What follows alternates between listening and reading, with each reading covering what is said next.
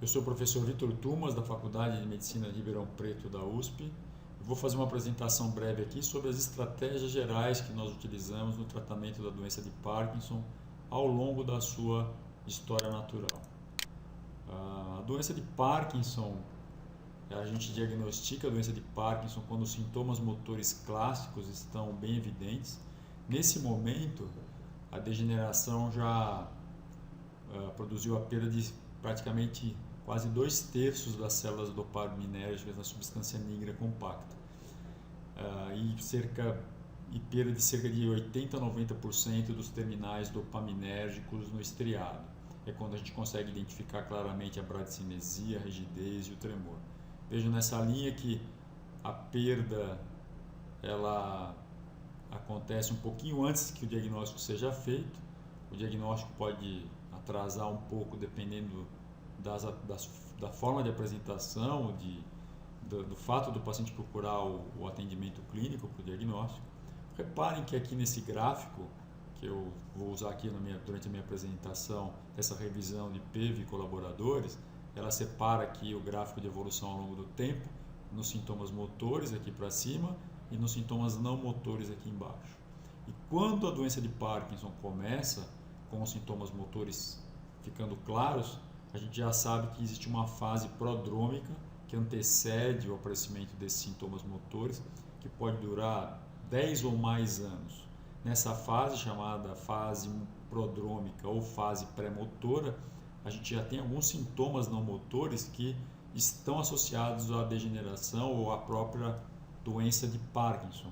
Alguns são bem sugestivos de evolução para uma doença degenerativa, como a presença do transtorno comportamental do sono REM, e outros sintomas, como constipação, ansiedade, depressão, perda de olfato, por exemplo, que pode se manifestar nessa fase prodrômica. A gente já tem critérios de diagnóstico para identificar pacientes nessa fase prodrômica da doença de Parkinson. Esses critérios, eles medem a probabilidade em porcentagem do indivíduo vir a ter a doença no futuro. Se você estabelecer um limite acima de 70% de chance, a gente já tem estudos mostrando que o valor preditivo positivo desse critério diagnóstico é alto, ou seja, quando ele aponta um alto risco, tem grande chance do paciente desenvolver a doença de Parkinson, mas a sensibilidade é muito baixa. Infelizmente, a gente sabe que não há nenhuma terapia neuroprotetora eficaz até o momento, com eficácia comprovada até o momento.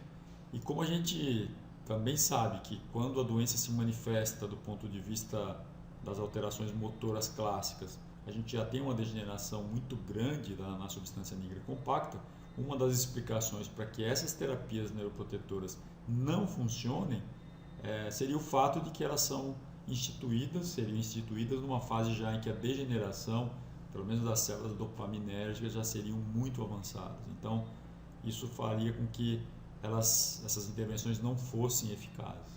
Certamente, com a evolução desses critérios de diagnóstico para aplicação em estudos de neuroproteção, pode ser que a gente venha a ter no futuro breve algum tipo de intervenção que a gente possa utilizar para os pacientes nessa fase prodrômica ou logo no início dos sintomas da doença. Os critérios de diagnóstico da fase prodrômica são basicamente utilizados ou indicados para pesquisa, não são utilizadas na prática clínica, mas como todos sabemos, as coisas às vezes andam na prática mais rapidamente do que aquilo que é indicado. E aí ficaria a questão, se valeria a pena você identificar pessoas nessa fase e identificar e descrever e declarar a essas pessoas que elas têm um risco de ter a doença de Parkinson. Isso não é uma coisa que é muito aplicada hoje em dia, mas já tem alguns estudos. Esse de 2023, um grupo de pesquisadores perguntou na Turquia para pacientes com doença de Parkinson se eles gostariam de saber antes que eles tinham risco de ter a doença, mesmo sabendo que não tem nenhum tratamento que poderia ser feito. E 55% disse que sim, gostaria de saber antes. E se ainda houvesse intervenções como dietas e exercícios que pudessem prevenir ou atrasar o aparecimento da doença, aí 87% disseram que gostariam de saber antes que o diagnóstico que antes do diagnóstico ser totalmente confirmado, que eles teriam risco de ter a doença. Enfim, essa é uma questão ainda a ser mais elaborada e a aplicação dos critérios prodrômicos na prática clínica não está bem estabelecida ainda.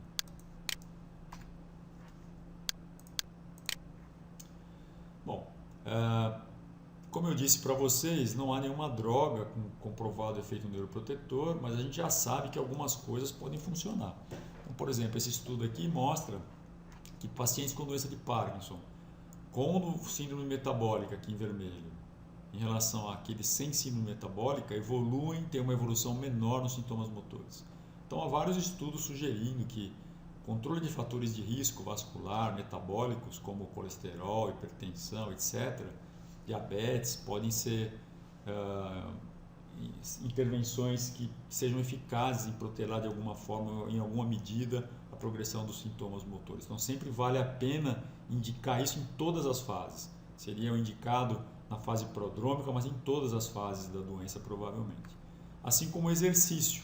Há vários estudos experimentais sugerindo que os exercícios podem ser neuroprotetores e vários estudos clínicos mostrando que o exercício melhora os sintomas motores. Então, ou o exercício pode agir como neuroprotetor ou melhorando os sintomas motores de alguma forma. O exercício aeróbico é talvez o mais estudado, com mais evidências, mas exercícios resistivos, outros exercícios também têm esse mesmo efeito. Então, uma estratégia interessante de prevenção da progressão da doença também é indicar desde o início ao paciente que pratique atividades físicas. Existem coisas novas aparecendo, talvez a que seja mais interessante ultimamente siga na linha dos agonistas GLP-1, que são drogas antidiabéticas, como Exenatide. Tem alguns estudos mostrando mais recentes que outras formulações, como o Lixezenatide, que é uma variação do Exenatide, pode ao longo do tempo, de várias semanas, produzir uma melhora, uma menor evolução nos sintomas motores da doença de Parkinson. Pode ser que essa seja uma droga que tenha comprovado a sua ação neuroprotetora. Os estudos ainda precisam ser realizados na fase 3 com um número maior de pacientes, com duração maior, com envolvimento multicêntrico, para que se comprove, mas pode ser alguma das coisas que possa ser útil no futuro. Bom, logo no início, na fase inicial da doença, os sintomas motores normalmente são a principal preocupação do paciente e o clínico muitas vezes se concentra no tratamento desses sintomas, como é o habitual. Porém, é importante considerar que vários sintomas não motores podem estar presentes aqui nessa fase inicial, como queixas cognitivas, fadiga, apatia, dor, principalmente depressão e ansiedade. E algumas vezes esses problemas são mais importantes até que os sintomas motores, e é importante que o clínico preste atenção na gravidade, na importância desses sintomas. Repare aqui no gráfico do tempo que os sintomas motores vão piorando, assim como o número e a importância dos sintomas não motores também vão piorando e se acumulando ao longo do tempo. Bom, quando você começa a tratar o paciente na fase inicial, o que você pretende é controlar os sintomas, principalmente os sintomas motores e os não motores, tentar prevenir ou retardar o aparecimento das complicações, que são várias, que são relacionadas à própria doença e ao tratamento, aos próprios efeitos colaterais do tratamento da doença, e você pretende melhorar e manter a melhor qualidade de vida possível, reduzindo ao máximo o impacto que a doença tem nesses pacientes.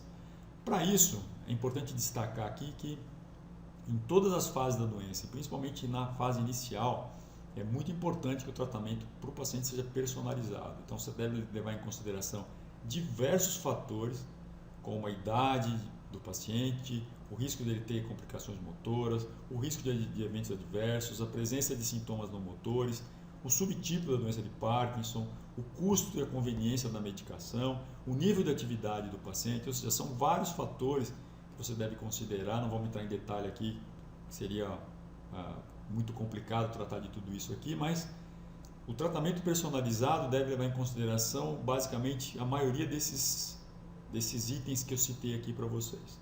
Nós podemos tratar disso numa outra ocasião. Mas isso é importante que fique bem claro que o tratamento para a doença de Parkinson deve ser um tratamento personalizado.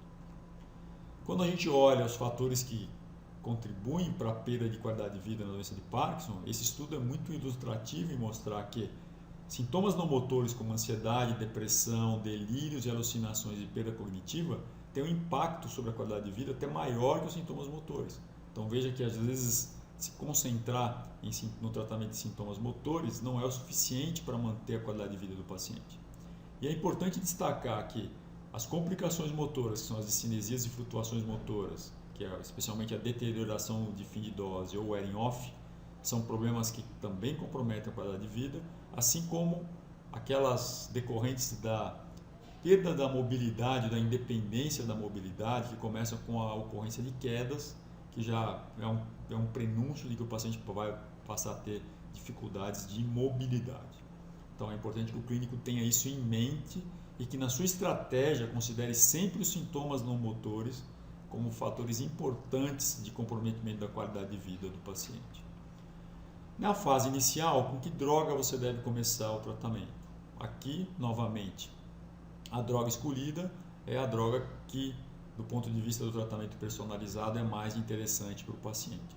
Basicamente, todas as drogas utilizadas antiparkinsonianas são indicadas na fase inicial da doença de Parkinson em monoterapia, exceto a safenamida, que é no Brasil a marca Xadago, que é ineficaz isoladamente em monoterapia, e o entacapone, que só é eficaz quando está associado com a levodopa. Ele aumenta, potencializa o efeito da levodopa.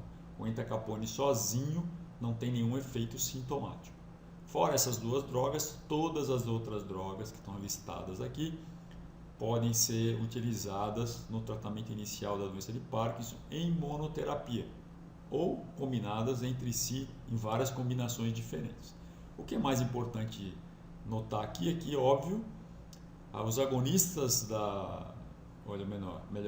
os inibidores da MAO-B reduzem em média os sintomas motores, os scores motores da escala UPDRS em termos de menos 2 pontos.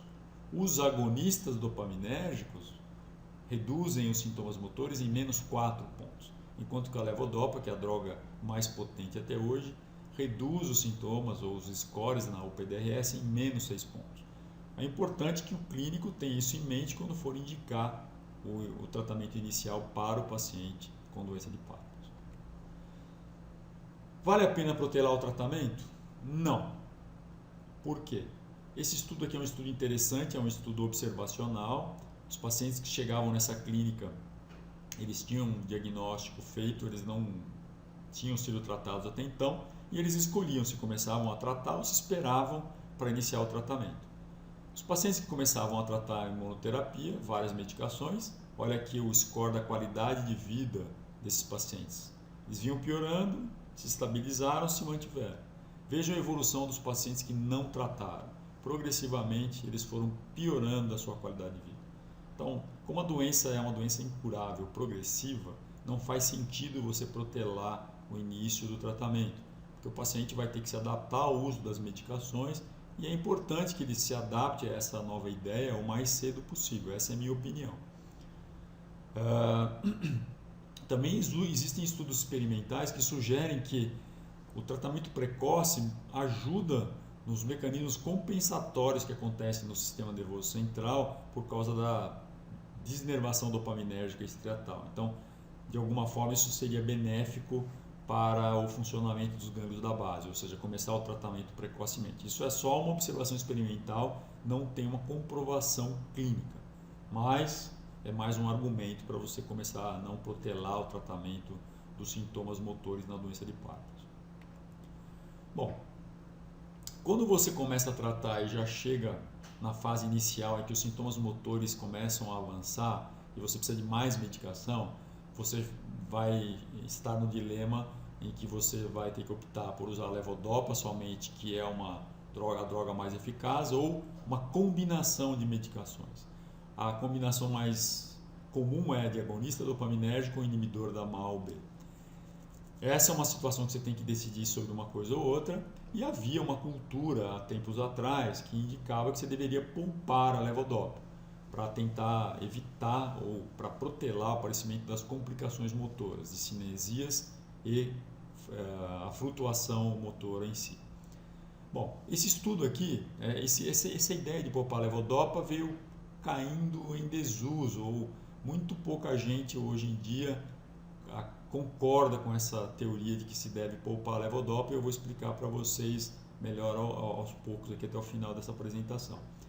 Veja que esse estudo aqui comparou um tratamento em que você poupava a levodopa em vermelho, ou melhor, em azul, com a levodopa como tratamento principal. O tratamento que poupava era uma combinação de inibidores da MAO com agonista dopaminérgico. Veja que ao longo do tempo a mobilidade caminhou mais ou menos paralelo aos dois grupos, muito semelhante, porém sempre há uma vantagem favorável à levodopa em relação à mobilidade e à qualidade de vida.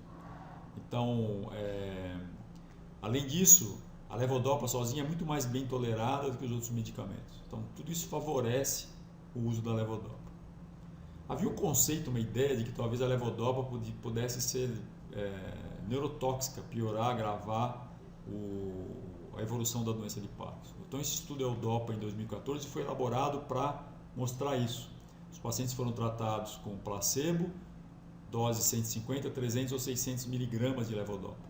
Isso por um período de até 40 semanas, quando a droga foi suspensa. E a ideia aqui era a seguinte: se por acaso a droga fosse neurotóxica, os pacientes ficariam piores do que os pacientes tratados com placebo. E quanto maior a dose, piores ficariam. Mas vejam aqui que depois de 2 semanas, eles pioraram, mas eles não ficaram tão mal do ponto de vista dos sintomas motores do que os pacientes tratados com placebo. E aí até os autores, ou alguns, discutiram se a levodopa poderia não só não ser tóxica, como neuroprotetora. Porém, a gente já sabe que a levodopa tem um efeito prolongado, não só um efeito de curta duração. Então, provavelmente, se os pacientes ficassem mais tempo, mais do que 15 dias sem a medicação, provavelmente eles piorariam muito mais e talvez chegassem ao nível do placebo. Provavelmente chegariam. Já há outros estudos mais recentes que já mostraram que a levodopa não é neurotóxica. Tá? Esse estudo também mostrou uma outra coisa interessante, que doses mais altas estão associadas com maior incidência de discinesia e complicações ou flutuações motoras, que a gente já sabia, mas ficou bem mais claro que essa dose de 600 mg já prenuncia um tratamento com maior risco dessas coisas acontecerem. A gente sabe hoje que as discinesias e a deterioração de fim de dose, elas são mais frequentes em pacientes com doença mais avançada e maior duração da doença, mas que a dose de levodopa também contribui para isso. Então há uma recomendação geral para que se tente tratar com doses menores de 600 mg por dia. Quando você precisar de doses maiores, na minha opinião, acho que vale a pena você combinar medicações. Então, inibidor da MAO mais agonista mais levodopa, se for possível. Se não, usar realmente a levodopa. Tá? Usar a levodopa 3 vezes por dia é o ideal. Usar 4 vezes por dia não vale a pena, porque aumenta a dificuldade do paciente ter mais uma tomada. Isso não garante que alguma vantagem o paciente tenha por causa disso. Bom, um outro estudo que foi muito importante determinar essa questão de mudar a ideia de que não vale a pena poupar levodopa foi esse estudo aqui publicado em 2014, que comparou pacientes italianos e pacientes de Gana que tiveram o diagnóstico de doença de Parkinson. Veja que os pacientes italianos tiveram o diagnóstico precocemente, com pouca duração da doença, começaram a usar levodopa, e em azul é o tempo que eles viveram com levodopa, com excelente efeito da levodopa, chamado período de lua de mel. Enquanto que os pacientes com diagnóstico com doença de Parkinson em Gana, eles demoraram muito mais tempo para ter o diagnóstico, demorou mais tempo. Eles não começaram levodopa logo no começo, foram começar bem mais tarde a usar levodopa do que os italianos que começaram aqui, com 3 anos e meio, e eles foram começar com quase 6 anos de duração da doença. Vejam só a duração do tempo de lua de mel com levodopa, muito menor do que dos italianos. Então, mostrando que eles perderam um tempão sem ter o grande benefício que a droga poderia proporcionar para eles. Então, por isso que se recomenda que você tente tratar da melhor maneira e deixar que o paciente esteja no melhor controle motor possível. Muito bem, na fase intermediária da doença, continua a persistir os sintomas não motores, mas aqui nessa fase os sintomas motores, além de piorar, aparecem então as complicações motoras, que são as flutuações motoras e as discinesias, que são o principal problema desses pacientes. E aí nessa fase você acaba ajustando as doses de levodopa para doses mais frequentes, eventualmente usar levodopa de liberação lenta, mas as disponíveis no mercado brasileiro não funcionam tão bem. E aí você começa a fazer uma associação de drogas, né, geralmente combinando várias drogas. Vejam aqui nesse estudo que compara o efeito da razagilina e o entacapone sob o tempo off, né? Então, os pacientes quando estão em flutuações importantes motoras, a gente dá um calendário para eles, para que eles estabeleçam quantas horas por dia eles ficam em período off. Em geral, pacientes na fase intermediária costumam ficar 2 a 3 horas em período off durante o dia, ou um pouco mais. Vejam que tanto razagilina como entacapone reduzem esse tempo off em 1 hora apenas. Então, o paciente não ficaria sem totalmente o período off tomando essas medicações. Assim como quando você introduz o agonista dopaminérgico, eles reduzem em mais ou menos umas 2 horas o tempo off. E quando você combina todas elas, muitas vezes você não soma essas horas. Não é porque o agonista deu 2 e o entacapone deu mais 1 e o indordamal mais 1, que você vai ter 4 horas. Geralmente, aquele efeito máximo que você obtém com o agonista é o máximo que você obtém com a combinação de todas essas drogas. Então, nessa fase, quando ainda tem muita flutuação, você poderia lançar a mão também de levodopa de liberação lenta. Existe uma formulação, e existem outras que estão sendo testadas, mas essa é disponível no mercado, Ritari, nos Estados Unidos, que parece melhorar significativamente o tempo em on, ou seja, reduzir mais de 1 hora, 2, 3 horas o tempo off. Mas essa formulação custa muito cara, é só disponível nos Estados Unidos, não tem no Brasil e não é muito utilizado lá por causa desses motivos. Tá? Então a gente torce para que novas formulações de levodopa sejam úteis para a gente aqui no futuro e mais baratas. Nessa fase é o momento da gente indicar a cirurgia. A cirurgia tem sua principal eficácia sobre as flutuações e sobre as discinesias. Então, quando o paciente tem esse quadro complexo, muita variação, muitas complicações motoras, tem já mais de um estudo comparando o tratamento farmacológico com o tratamento cirúrgico, mostrando que a qualidade de vida, PDQ-39 é uma escala de qualidade de vida para a doença de Parkinson, esse estudo mostra que o tratamento com a estimulação cerebral profunda promove uma nítida melhora na qualidade de vida do paciente em todos os seus domínios. Então, nessa fase é a fase ideal para você indicar o tratamento cirúrgico. Lógico que tem outros fatores que te levam a indicar ou não, principalmente a idade e o estado cognitivo do paciente. Eu não vou entrar em detalhes sobre isso. Mas essa é a fase ideal para você indicar o tratamento cirúrgico, que vai beneficiar e vai causar um maior impacto na vida do paciente. Bom, quando o paciente não pode ser submetido ao tratamento cirúrgico, no exterior existem as opções de você usar injeção de apomorfina e de apomorfina subcutânea e levodopa intrajejunal. Então, o paciente são tratamentos caros que o paciente recebe essas medicações em infusão contínua e se mantém em período ON muito mais estável. Mas essas duas estratégias não são disponíveis no Brasil e eu queria destacar o novo recurso terapêutico que já é utilizado em alguns países recentemente, que é a levodopa subcutânea, que é uma modificação da molécula de levodopa, que é a fosfolevodopa, também infundida por uma bomba de infusão subcutânea continuamente, e nesse estudo mostrando aqui a fosfolevodopa, fosfocarbidopa, aumentando em até 3 horas o período ON, reduzindo em 3 horas o período OFF do paciente com flutuações motoras. É uma terapia promissora, mas também a gente não sabe qual é o custo que será aqui no Brasil, mas ela vai ser uma droga que vai ser submetida para aprovação aqui no Brasil. Bom, e depois a gente chega na fase avançada da doença de Parkinson.